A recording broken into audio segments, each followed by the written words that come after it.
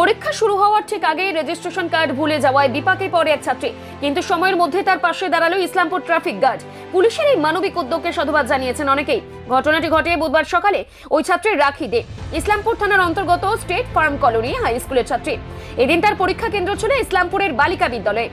পরীক্ষা দিতে এসে সে বুঝতে পারে রেজিস্ট্রেশন কার্ড বাড়িতেই ফেলে এসেছে। হতাশ হয়ে টোটো করে বাড়ির উদ্দেশ্যে রওনা দিচ্ছিল সে। সেই সময় ট্রাফিক ডিউটিতে থাকা এক সিভিক ভলেন্টিয়ারের নজরে পড়ে বিষয়টি। পরিস্থিতি বুঝে তৎক্ষণাৎ ওই সিভিক ভলেন্টিয়ার নিজের বাইকে করে ছাত্রীটিকে তার বাড়িতে নিয়ে যায়।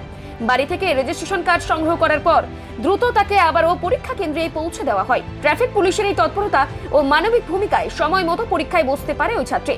এই বিষয়ে ট্রাফিক পুলিশ ও ছাত্রীর পরিবারের সদস্য কি জানিয়েছেন শুনুন। আমার রেজিস্ট্রেশন কার্ডটা আমাদের ঘর ভাঙা পড়ছে, তো তাই একটু উল্টোপাল্টা হয়ে গেছে, তো তাই একটু খুঁজে পাচ্ছিলাম। তো এখন পেলে? হ্যাঁ, জেরক্সটা পেয়েছি, মানে রিয়েলটা এখনো পাইনি। তো এখন কেমন করে গেলে, তুমি আসলে কেমন করে?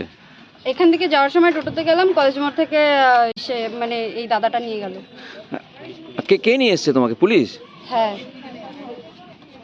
আমাদের একজন গার্লস হাই স্কুলের ছাত্রী ছিল, ওনার অ্যাডমিট কার্ড বাড়িতে ভুলে চলে এসেছিল। আমরা তৎক্ষণাৎ খবর পাই। খবর পাওয়ার পরে আমরা আমাদের পুরো ট্রাফিককে অ্যালার্ট করি। তৎক্ষণার মধ্যেই আমার ট্রাফিক গার্ড সিভিক ভাই ছিল একজন, তিনি সময় মতো স্কুলে পৌঁছে দেন।